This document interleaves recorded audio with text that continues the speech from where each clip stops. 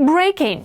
Russia is shaking from explosions. Oil refineries are on fire, the sky is covered with thick black smoke. The Crimean Bridge is trembling. Ukraine knows how to disable this critically important transport link. The Kremlin has erupted in outrage. There is no way to defend against this. Meanwhile, Russia once again fabricates non-existent victories while the armed forces of Ukraine are tearing apart the occupiers on the front line. The lies won't last long. The truth is on Ukraine's side. Shocking! China has outplayed Putin and taken his money. A cunning scheme around Russian gas, cheap contracts from Moscow while Beijing controls the global market. This will stun you. Let's break down what's happening right now. Hello, this is Ukraine Today. Maria Farafonova here with the latest updates. Explosions were heard in Russia's Ufa. Locals woke up to blasts around 6 a.m. local time. Earlier, an alert had been declared across the entire Republic of Bashkortostan, and flight restrictions were introduced at Ufa airport. Authorities confirmed the attack, claiming that several UAVs were shot down on approach to the Ufa oil refinery, noting that debris from one fell in an industrial area. A fire is being extinguished there, and reportedly there are no casualties. According to OSINT analysts from Khyber-Boroshno, the Bashneftinov oil refinery in Ufa was hit. This is about 1,300 kilometers from the border with Ukraine. It is believed the strike targeted the AVT-5 unit. A very intense fire is currently ongoing, with thick black smoke rising. The AVT unit is a primary oil refining installation and a key part of the production process. Without it, further processing is impossible. The Crimean Bridge can be disabled every week. This was stated by Denis Shtillerman, co-owner and chief designer of Firepoint.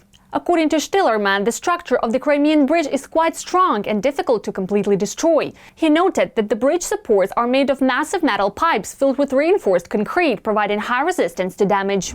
There are large pipes, wall thickness about 2.5 centimeters, as far as I remember, with a diameter of over 1 to 1.2 meters. And all of this is filled with concrete, reinforced concrete. And there are about 9 such pipes, I think. Only a nuclear explosion could realistically damage such a bridge. At the same time, he emphasized that the most vulnerable part of the bridge is its spans. Well, the spans can be taken out even every week. They won't be able to replace them every week. Shtillerman also added that if the military has the technical capability, such tactics could be applied systematically. So it's possible the Crimean Bridge may soon face serious shaking. More Russian lies about the front. Russia's Ministry of Defense has once again claimed the complete capture of the Luhansk region, at least for the third time. This was stated on April 1st in the report by the Russian Defense Ministry, cited by the propaganda agency Interfax. Quite a joke for April Fool's Day. The ministry claimed that units of the West Group of forces had completed the liberation of the so-called Luhansk People's Republic.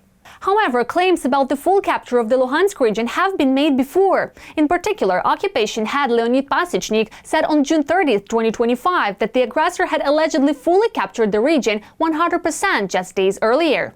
Later, during a speech at the Valdai Forum in October of the same year, Vladimir Putin stated that Russia controlled almost 100% of the Luhansk region. I think about 0.13% remains under enemy control. Around a little over 19% of Donetsk region is still under enemy control. About 24 to 25%.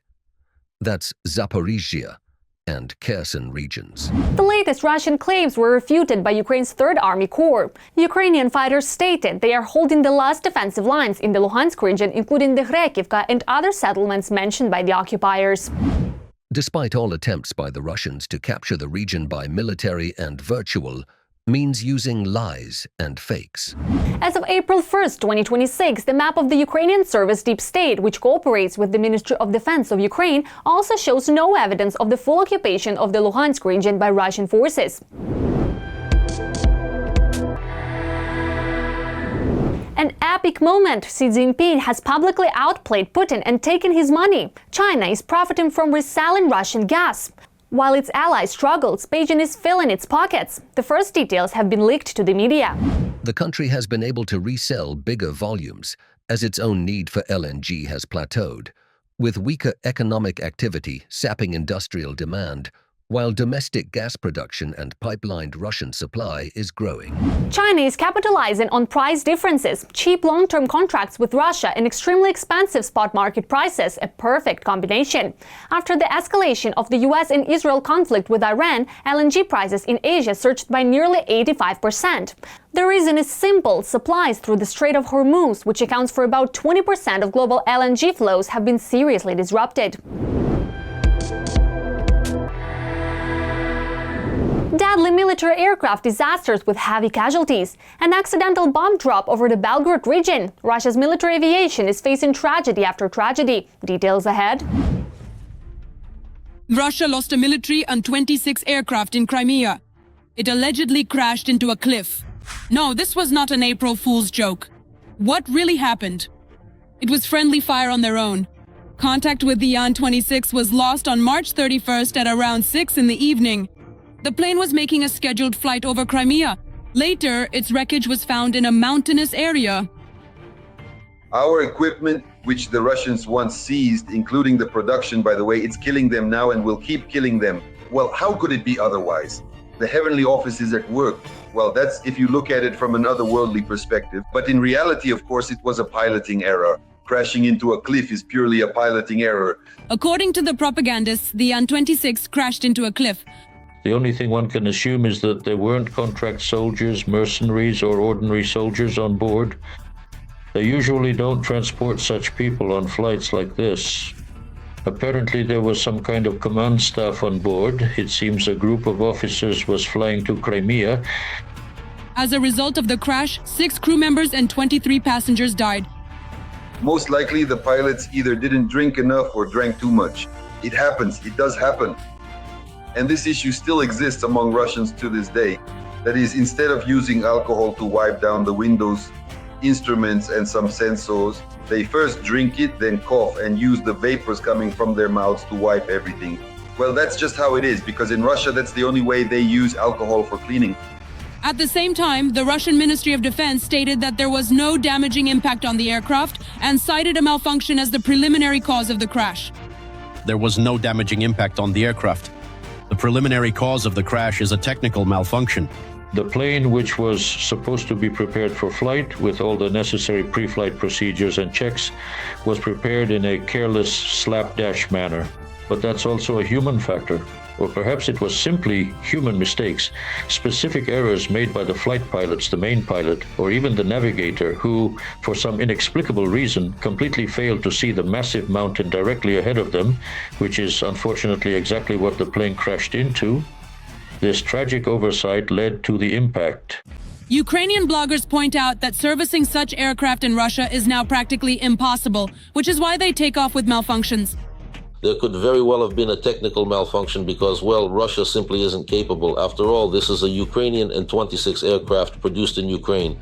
Since it ended up with these clumsy orangutans, they weren't able to service it on time or provide it with proper Ukrainian spare parts. They were feeding it with some makeshift parts, produced somewhere in Ulyanovsk, Zasranovsk, and so on and so forth. The Ukrainian-made An-26 can carry up to 5.5 tons of cargo. It can operate from short and unprepared runways. Thanks to this, it is actively used on the front line. Therefore, the loss of a combat-ready An-26 is a setback for the enemy's logistics, since now they have fewer opportunities to quickly deliver ammunition, personnel, and equipment. But it's not just about the An. The Russian Federation's army has lost another Su-34. Z channels have confirmed the loss of the fighter jet. Eternal flight, brother. Heavenly kingdom to you, brother. There's a separate garrison for pilots. This morning started off very hard, and we lost a hero who had just come through a rough patch. I knew him. We met a couple of times at the airfield. Since the information has already spread online, the most important thing now is to wish the navigator good health together. Life must go on. They write that he tried to repel a drone attack. The outcome was predictable. Write the Z channels. All according to the manual, the Ministry of Defense is hiding why this happened. Just listen to how Russians take pride in the Su-class aircraft. This aircraft can see everything in a full 360 degrees around itself. Its cockpit can withstand a direct hit from anti-aircraft shells. And after the first test flight, the pilot said, "This machine was not created by people, but by aerodynamics itself." The 360-degree view didn't work, and it couldn't withstand a direct hit from Russian air defense either. Online, people are discussing that the enemy aircraft may have been hit while trying to repel an attack by Ukrainian drones. For Russians, it's not enough that they destroy Ukrainian cities with FAB bombs. They don't even hesitate to target their own territories and people. That's our air defense. So what do we do now, Alyosha? They won't be intercepting missiles anymore. The Russian army has started equipping Soviet FAB bombs with UMPK kits to launch bombs directly from Russian territory. But due to the system's imperfections, the bombs are falling on Russian territory. In short, the windows in that car over there have been blown out. Here you. There's just a hole about 1.5 to 2 meters deep. Like this. It hit the foundation directly. The authorities of the Russian Federation tried to hide such incidents. And when civilians are among those affected by the falling Russian bombs, they report that the cause was attacks by the Ukrainian armed forces. We're handling it. God be with us. In 2026, at least 15 Russian FAB bombs have already fallen on the Russian Federation and the occupied Ukrainian regions. And in 2025, Russia dropped at least 143 aerial bombs. In 2024, at least 165 Russian FAB aerial bombs fell. When will this stop? When the front line moves more than 200 kilometers away from Belgorod? Or when the special military operation ends, because both UMPK and UPAB, like any mechanism, have a tendency to break down from time to time. I can't say why certain bombs fall within the city limits. Perhaps this is because the target that this FAB is supposed to bomb can only be approached from such a combat course. It's a paradoxical situation. Planes are being shot down by their own side. Missiles are falling on their own cities. Mistakes and chaos are working against those who started the war. As a result, the front is being weakened not only from the outside but also from within. And this perhaps is the most telling sign. When a system begins to destroy itself, it no longer needs any external enemy. It manages on its own. Scandal, leaking secret information to Lavrov and lobbying to lift sanctions on the sister of the Putin-linked oligarch. Explosive conversation between Hungarian Foreign Minister Péter Szijjártó and his Kremlin counterpart Lavrov have become public. And believe it, this is a real information bomb. Watch now. A blow to Viktor Orban just 2 weeks before the parliamentary elections. Investigative journalists have published a phone intercept of a conversation between two diplomats, the foreign ministers of Hungary and Russia, who are discussing how politicians from Budapest will arrange for the lifting of sanctions in Brussels. This may not be the first conversation on the subject. Szijjártó seems to be very quick at recalling the names of Russian oligarchs' relatives. Listen, I'm calling you at Alish's request, and he just asked me to remind you that you were handling the matter concerning his sister. Ms. Ismailova. Yes, absolutely. The thing is, together with the Slovaks, we are submitting a proposal to the European Union to remove her from the list. We will submit it next week, and since a new review period will begin, this issue will be included on the agenda. We will do everything possible to have her removed from the list. The fact that the Kremlin's influence was behind Szijjártó has long ceased to be a secret. At the end of 2021, when Moscow was already planning the invasion of Ukraine, the Hungarian diplomat, Orban's ally, boasted about the order of friendship that Lavrov awarded him for developing bilateral relations. In March of this year, the Washington Post, citing a European official, reported that the Hungarian foreign minister, without any hesitation, contacts Russia right during breaks between EU meetings. Zakharova accused Hungary's enemies of having an overactive imagination. Viktor Orban also addressed this information on air. Of course, we will have to deal with this. But when I heard this criticism directed at him, I almost died laughing. How Viktor Orban feels now after the data leak, as his party is significantly losing ground ahead of the parliamentary vote, is unknown. Szijjártó himself decided to go all in and stated that he has never hidden his position.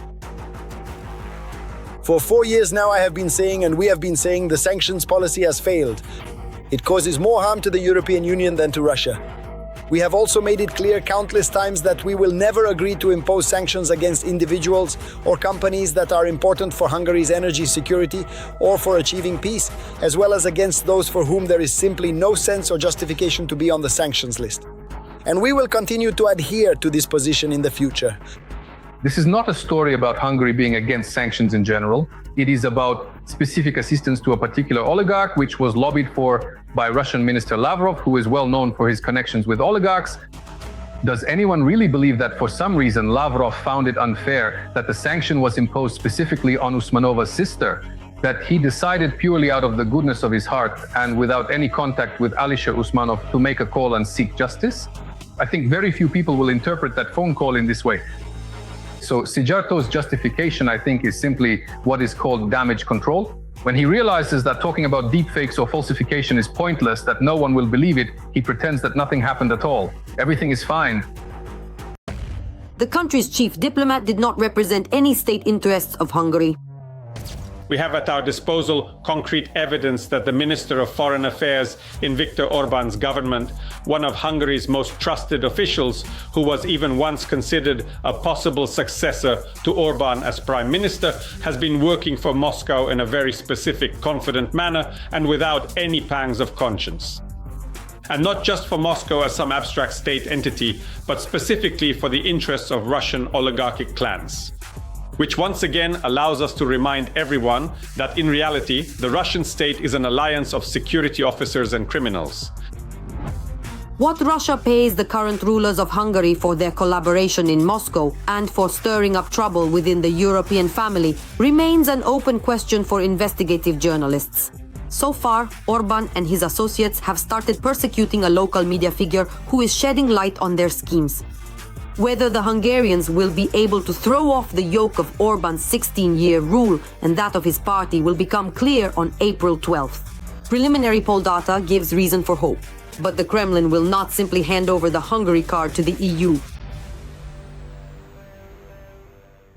Capture the entire Donetsk region by the end of this year. This was reportedly ordered by Putin to his military commanders. But the chances of achieving this are close to zero. Here's why. Full details in the report. The Kremlin has set new deadlines for the capture of Ukraine's Donbas. Kostiantynivka by April 25th, the entire Donetsk region by the end of the year. We see that the enemy does not have the strategic resources for offensive operations along, as we have repeatedly noted, 8 operational directions. But setting deadlines is one thing and achieving real results is quite another. According to Ukrainian military personnel, Russian units are already attempting to enter Kostiantynivka itself, which automatically shifts the fighting into the urban phase, the most difficult and the most time-consuming. The timelines they have set for themselves can be multiplied by n months. If they conduct active assault operations and throw all their resources into capturing Kostiantynivka, in my opinion, they might achieve something, but not before October. After all, the deeper the Russian army gets involved in urban combat, the slower its advance becomes and the higher the cost of every meter gained. At the same time, the tactics themselves remain the same, but are becoming increasingly desperate. First, mobile groups on motorcycles and buggies are sent in, then armored vehicles join the fight, and only after that do they attempt to gain a foothold in the outskirts and gradually gnaw through the Ukrainian defenses. The war could drag on for another year or two, and negotiations to sign a peace agreement have reached a deadlock. Ukraine is expecting a new onslaught in April and May, but experts predict that the inability of Russian forces to break through the defenses will lead to a shift in focus towards strikes on critical infrastructure. Kyiv's strategy is to inflict losses that exceed the pace of mobilization in the Russian Federation, where about 45,000 recruits are enlisted each month. And while thousands of Russian soldiers die every day beyond the front line, the Kremlin's war machine is already searching for new resources. There is no way back. This is a one-way ticket. But in practice, the situation in Russia is quite different. They are preparing to send to the slaughter those who, just yesterday, were sitting in classrooms and making plans for the future. Students. At the beginning of 2026, the Minister of Science and Higher Education, Valery Falkov, at a closed meeting with the rectors of the largest universities, essentially handed down a directive. No less than 2% of students must sign contracts with the Ministry of Defense. Officially, this is presented as a guideline, but in reality, it is an unofficial directive which, according to sources, was discussed at the leadership level of universities across the country. University and technical college administrations throughout Russia are persistently encouraging students to take an academic leave, sign at least a one-year contract with the Ministry of Defense, and go to war with Ukraine? This mechanism is already in operation, while at the end of 2025 there were only isolated cases. Starting from February 2026, the campaign became widespread, covering almost 200 universities and colleges across the country, turning the education system into one big recruitment center. According to last year's data, there were 2 million men studying at Russian universities. If the universities manage to meet the requirements of the Ministry of Education and Science, the Russian army will receive at least 44,000 additional soldiers.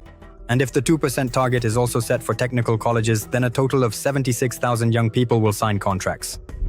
Moreover, we are not talking about trained reservists or contract soldiers with experience. Contracts are being offered even to first-year students who are only 18 to 20 years old. Young men are promised that they will be able to return to their studies after their contract ends, and they are also reminded of the high government payments and extensive benefits granted to participants in the war with Ukraine. In addition, the standard set of bonuses includes the possibility of transferring from a paid program to a state-funded one. Some wealthier universities, such as Moscow State University and St. Petersburg State University, promise students additional payments from their own funds. At Bauman University, they promise free health resort treatment. And for those who hesitate, they openly hint at the risk of expulsion. The main focus of this campaign is not just on replenishing the army, but on supposedly forming a new type of drone forces. It is precisely there that students are being directed first and foremost, with promises of modern warfare, technology, and supposedly safer service. There are no special contracts for UAV operators, and there are no one-year contracts. They do not exist and cannot exist. The presidential decree on partial mobilization remains in effect. During the period of partial mobilization, you cannot terminate your contract on your own initiative. In my opinion, there is only one way out. If anything at all happens in a particular university or technical college that indicates the beginning or continuation of indoctrination, the only option is to run away from there as fast as you can, grabbing your belt and hat on the way. And while the Russian dictator continues to conceal the real situation at the front, an irreversible process has long since begun within Russia itself. A process that will sooner or later bring the great and mighty to their knees. What do you think about the latest events? Share your opinion in the comments, like the video and subscribe to stay informed about the main headlines. See you soon!